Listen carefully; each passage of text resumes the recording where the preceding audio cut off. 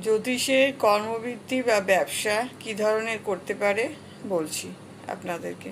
কর্মপতি যদি চন্দ্রের নবাংশে থাকে তাহলে সেই ব্যক্তি কৃষিকার্য, শঙ্খ, মুক্তাদি, জলজাত দ্রব্যের ব্যবসা, আবার স্ত্রীলোকদের ক্ষেত্রে beauty parlour, ladies garment, cosmetic item, অলংকার ইত্যাদি।